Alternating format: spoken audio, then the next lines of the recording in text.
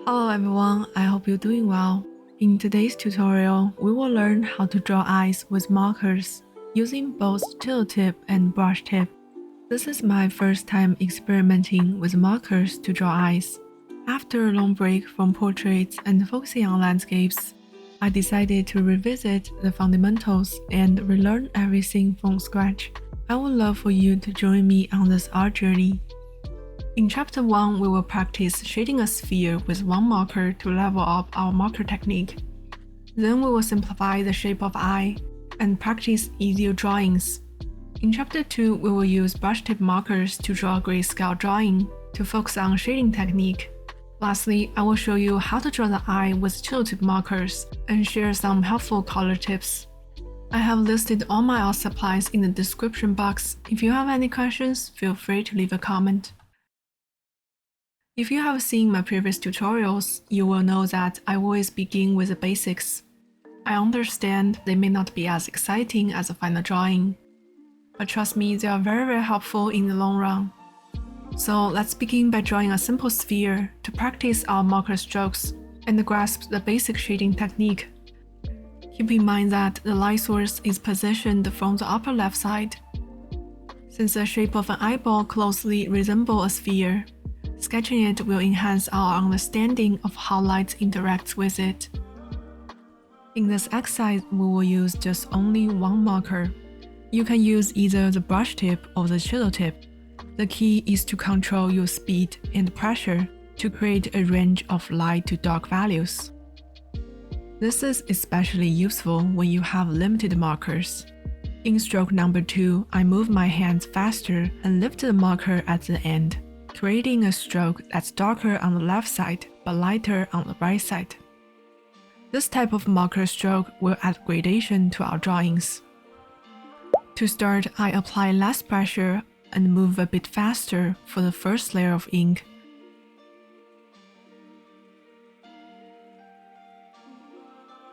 Take a moment to observe the shape of the core shadow on the sphere. As we continue, we follow the curve form to layer more ink. If my table had a lighter color, such as white, the reflective light will be more noticeable. But we can slightly darken the core shadow to enhance the contrast.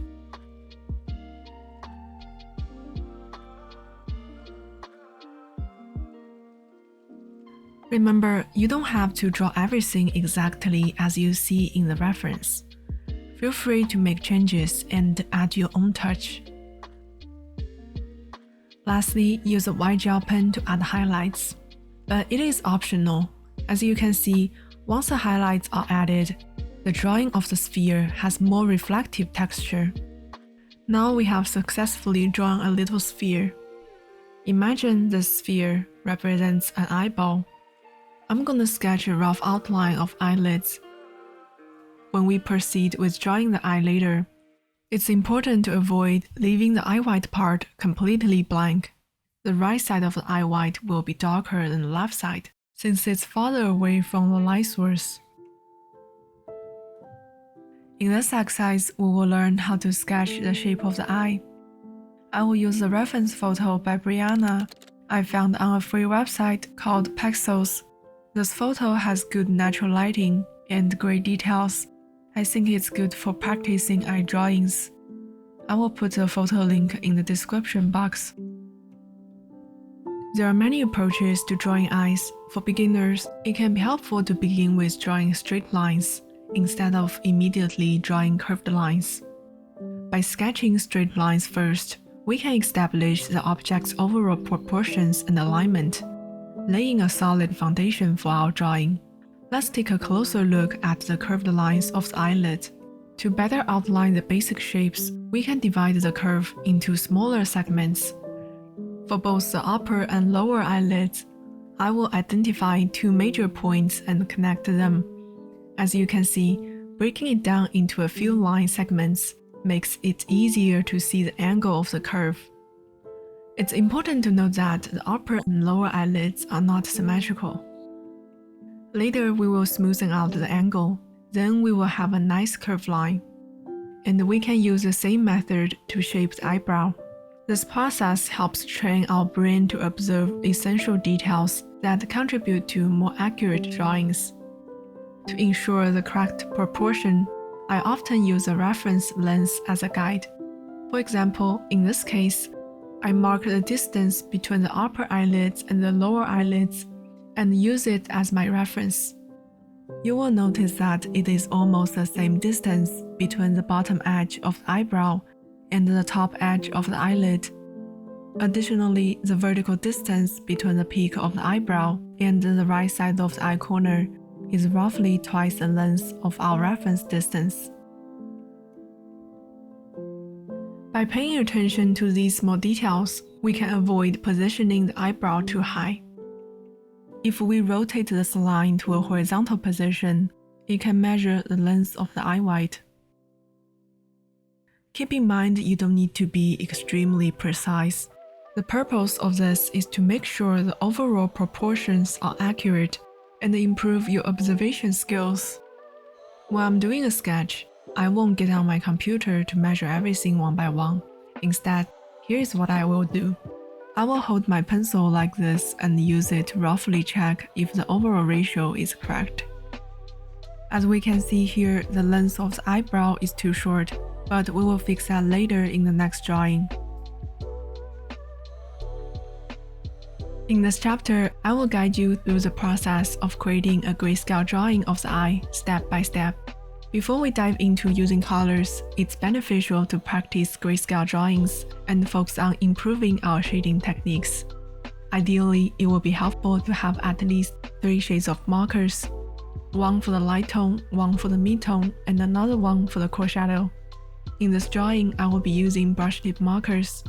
However, if you only have chisel tip markers, don't worry, I will cover that in the next drawing. Most of the time, I will just eyeball everything and trust my instincts.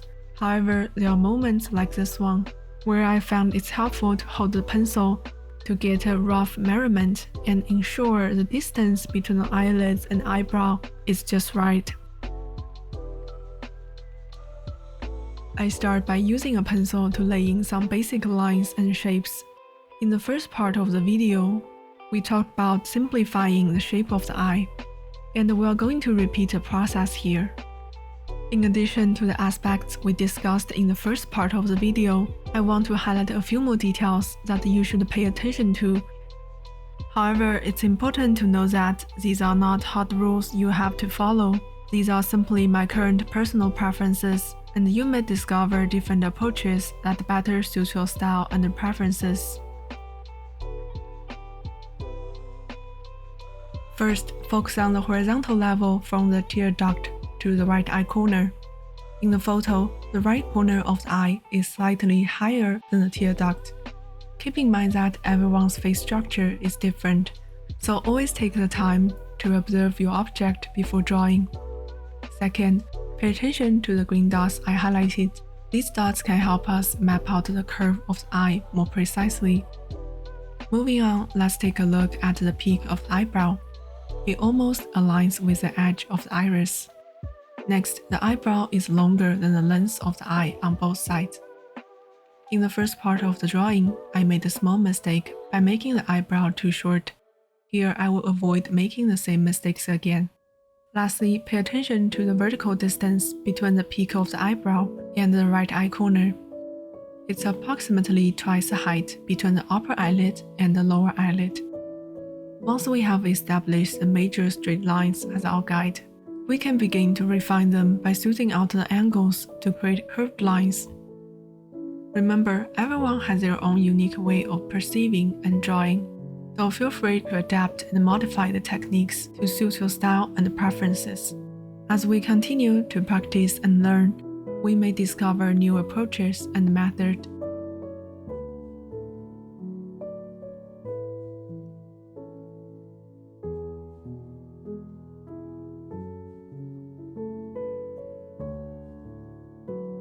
Take your time and be patient during the outline stage. Avoid rushing into the shading steps. Unlike graphite pencil, acrylic paint, or gouache, markers are not as flexible for corrections. I like how markers are convenient to use, but once you are halfway through your drawing, it's difficult to make significant changes. Try to clean up your pencil outline as much as possible to avoid any confusion later.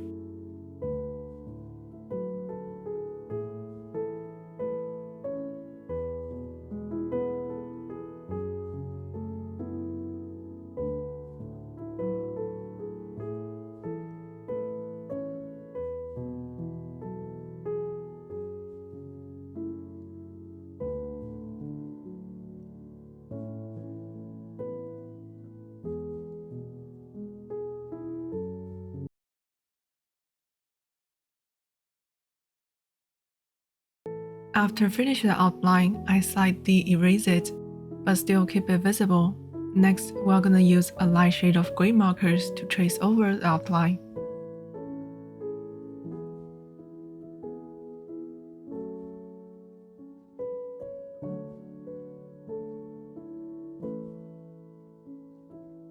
I often sketch out the shape of the main shadow first.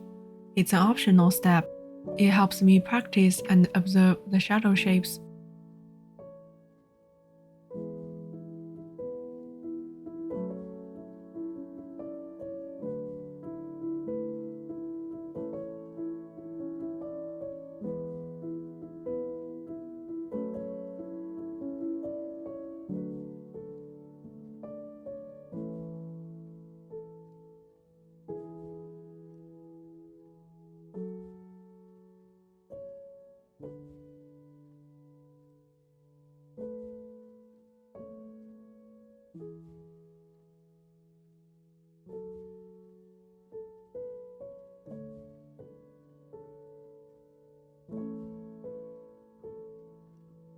Now it's time to shade the main shadows.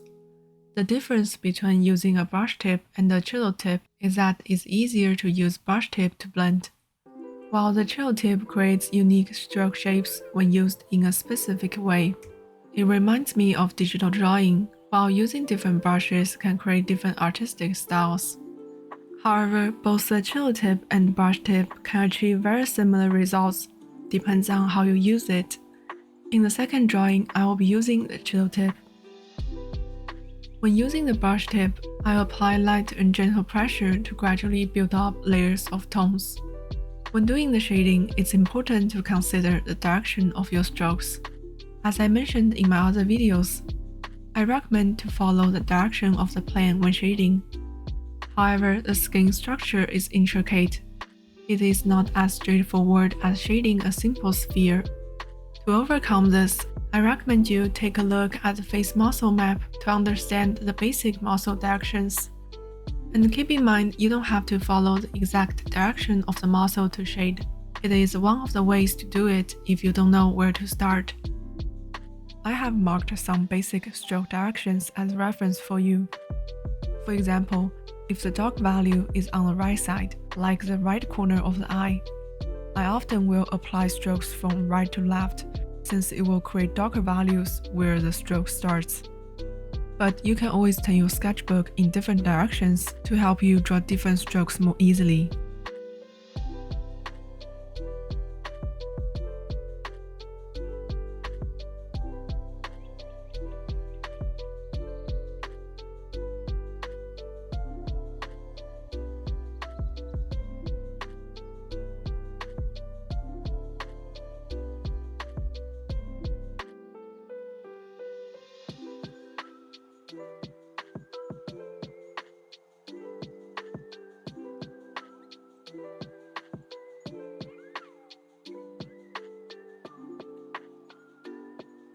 You will notice that I will use more than 3 shades of gray in this drawing, but it is not necessary to have that many. I'm being very cautious when adding darker tones while filming myself drawing. One of my biggest fears is adding the darkest colors because once it's there, it's hard to change. However, when I'm doing drawings off camera just for practice, I become bolder and more willing to take risks, and the results are usually better. So don't be afraid, just go for it.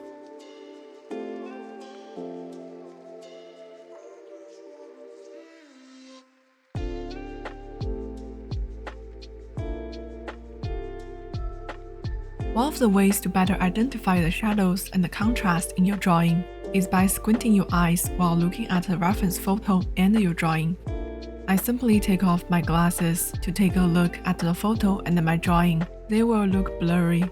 Here I use Photoshop to make this picture blurry to show you how it looks like if we squint our eyes to look at it. When you can only see a blurry image, you naturally focus on the larger shapes and patterns without getting distracted by small details. It helps us capture the overall essence and the values more effectively. Our main focus now is to add dark values to the sunken areas around the nose and the area around the right eye corner. By adding these dark values, we create depth and dimension in our drawing. We will work on small details in the later stages.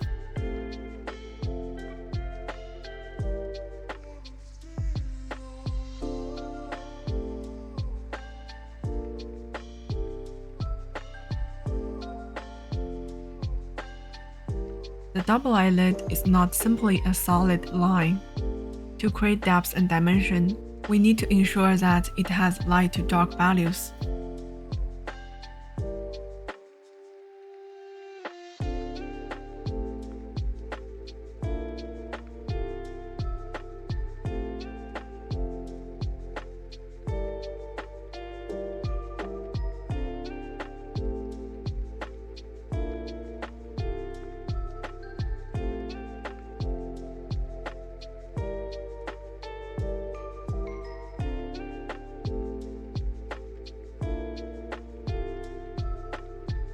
While some people prefer to finish one area at a time, I personally like to develop the values of all areas simultaneously.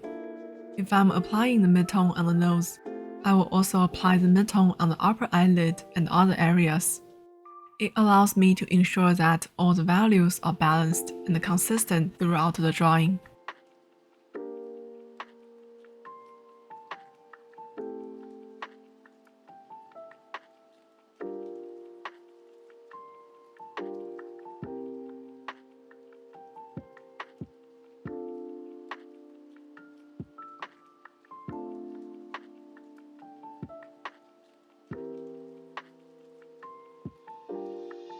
When drawing the iris, keep in mind that the upper part is darker due to the shadow of the eyelid.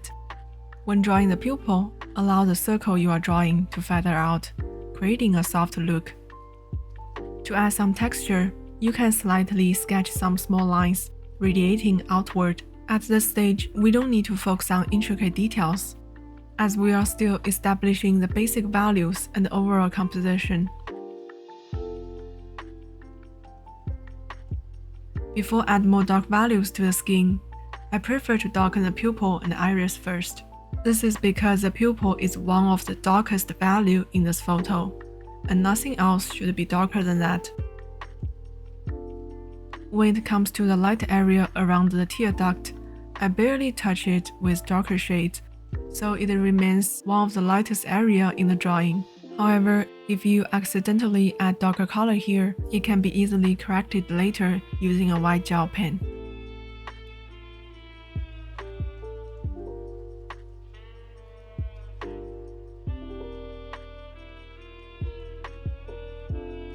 I won't talk about how to draw an eyebrow in this video, because I'm still not quite satisfied with my technique. Instead, let's keep our focus on the eye.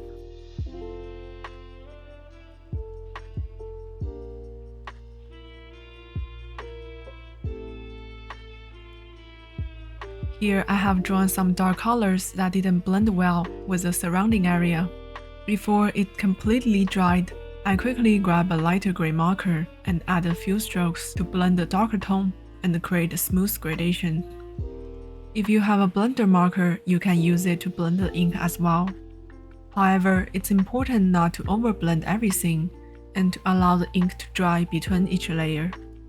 I have made mistakes in the past where I applied too many layers of ink. It made the paper become too saturated and have a messy and spotted look.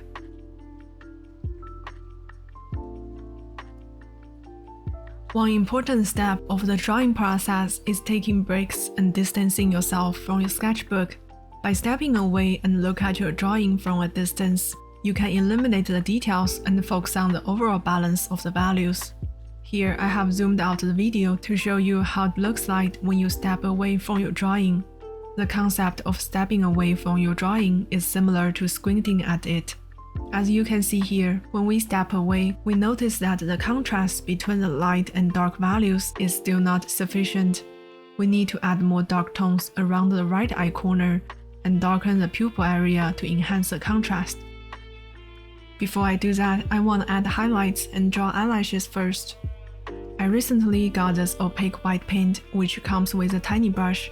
It can work on smaller details and larger area. You can use any paint you have on hand to achieve the same result. There are some eyelash shadows on the highlight. We can work on that detail later. Right now, let's draw some eyelashes. It's important to avoid making all eyelashes perfectly align with the eyelid. To create a more natural look, randomness is a key. Take a closer look at a reference photo and note that the eyelash don't just point upwards. They run downward then curve upward. Avoid making them perfectly parallel to each other. Some eyelashes can touch each other, while others can even cross over. Remember to vary their length and thickness. You can create different thickness by using pens of different size. And don't forget to create different rows of eyelashes to add depth and volume.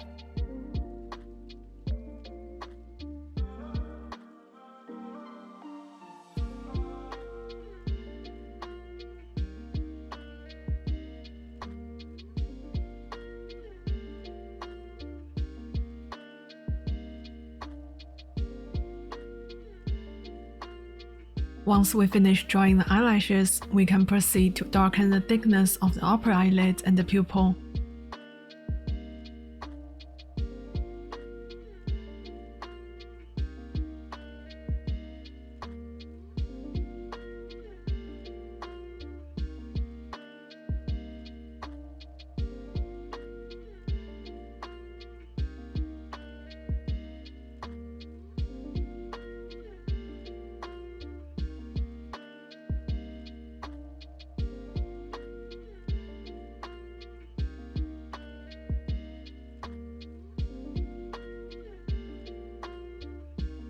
Don't hesitate to add more dark tones on the right side of the eye white. It will help create a sense of roundness and dimension. Remember the exercise we did at the beginning of the video where we practiced shading a sphere. Apply that knowledge here to add depth.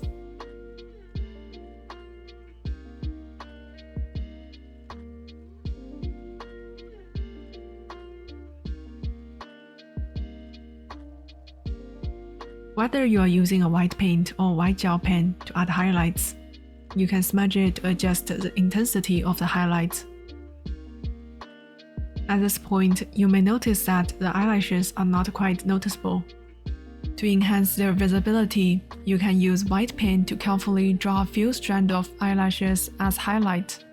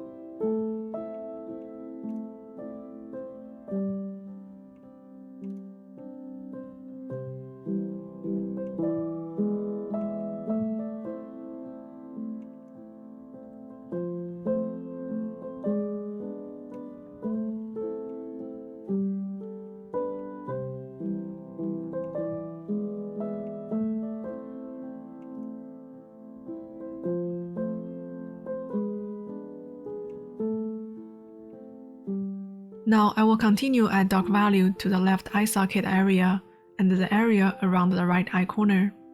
Remember to take breaks and step back to look at your drawing. Slow down your pace at this stage and give yourself some time to rest. It's easy to add too much dark values when you are tired, so it's good to take breaks and refresh your eyes and brain. Enjoy a nice cup of tea and rejuvenate yourself before continuing with the drawing. Lastly, we will focus on some small details.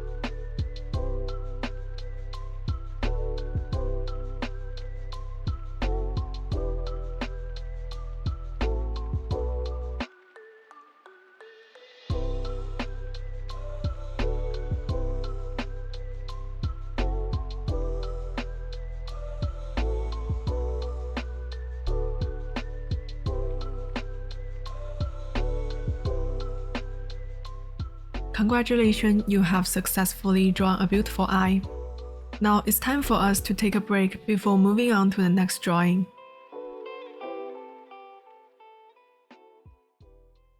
In this chapter, we will learn how to draw an eye using colored markers. I'll be sharing tips on color selection and how to effectively use a chisel tip for drawing. If you haven't had a chance to watch the first 2 chapters of this video, where we covered the importance of observing objects for accurate outlines and shading techniques, I encourage you to go back and watch them. It will provide you with a solid foundation for this chapter. I'm going to speed up the outline process since we have already covered the details in the previous chapter.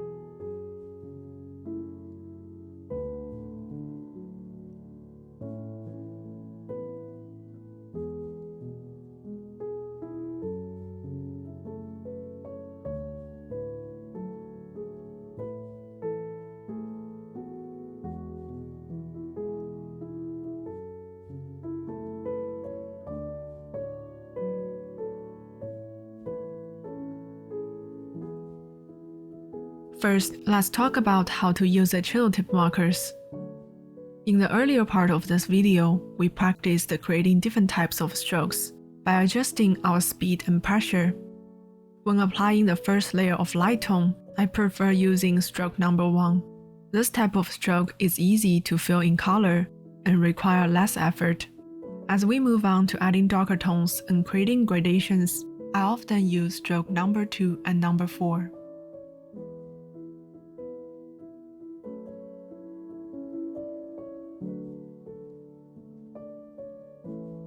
For example, when working on the area beneath the eyebrow, I draw from the top towards the bottom and lift my marker as I go. This helps create a darker tone towards the upper part. In the previous chapter, we discussed how our marker strokes can often follow the direction of the underlying muscle structure. The same principle applies here. Be intentional about the direction of your marker strokes. Typically, in my other tutorials of drawing trees, I tend to leave the rectangular-shaped strokes more noticeable, creating a unique style. However, in this video, my main focus is on revisiting the basics and studying the foundational techniques. So I will blend the marker strokes more, instead of trying to create a bold and loose style. In future videos, I will explore and develop different styles for you to experiment with. I'm using a light sand color to establish the basic range of light to dark values. If we made some mistakes here, they can be easily corrected or covered up with a darker color later. After the first layer of ink has dried, you can use the same marker with more pressure to add a darker tone. When it comes to selecting colors, my best advice is to experiment with all colors you have. I recommend using less saturated color. However, if you only have very saturated color, don't worry. You can still create depth and dimension through basic shading techniques. With limited color selections, shading plays a very important role in giving your drawing a sense of volume and depth. The colors I used in this drawing are slightly too saturated, but since I don't have other options, I decided to focus on creating a range of light to dark values and ensuring a balanced contrast. You don't have to use skin colors for this exercise. You can use green, purple, or any colors you like. In this video, I want to focus on the basics, so I didn't use fun and interesting color combinations. No matter what colors you choose, I suggest selecting 2 to 3 shades of colors that have similar hues to work with. You don't need a wide range of colors if you don't have access to them. Having 2 to 3 shades of markers will be sufficient to create a basic range of values. Additionally, if you have colored pencils, you can combine them with markers.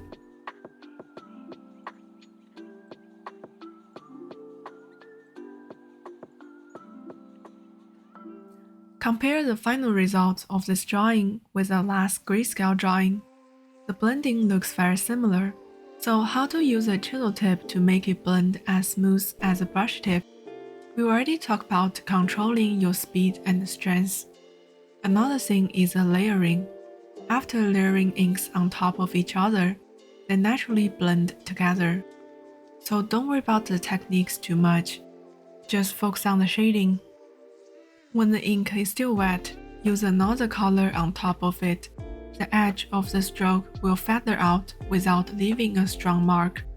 If I take a break and come back to this drawing, all the ink will be already dried, which is totally okay. However, if I use a dark color immediately, the color will be very strong and the edge of the stroke will be very sharp. Instead, I will use a lighter color first to make the paper slightly wet. Then I will use a dark color on top of it. In this way, the darker color will appear lighter and the edge of the stroke will feather out a little.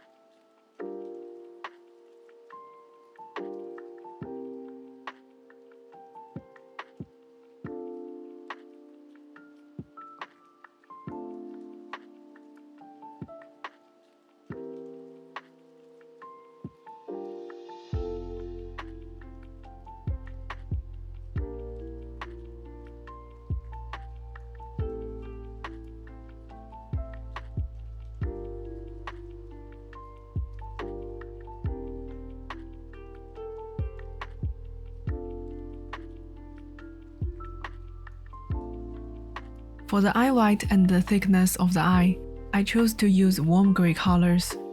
Since the rest of the drawing already has a high level saturation, incorporating a less saturated color here helps create a balance. However, avoid applying too much gray color on top of major shadows. For example, around the eye socket areas, it may make the color appear dirty and muddy.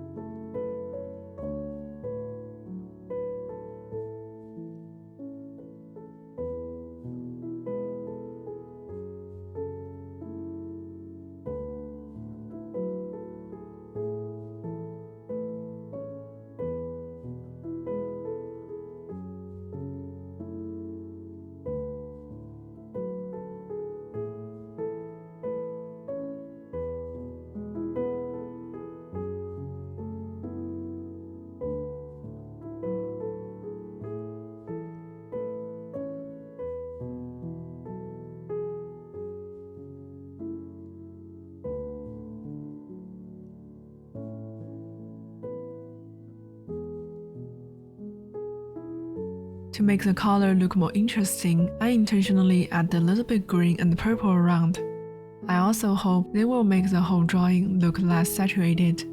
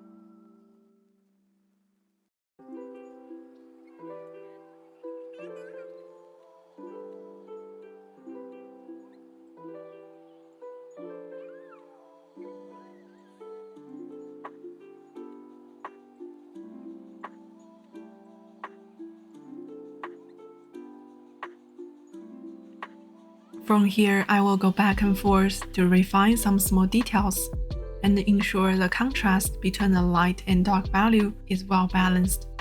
I hope you liked this tutorial and have learned something new. If you have any questions, feel free to leave me a comment.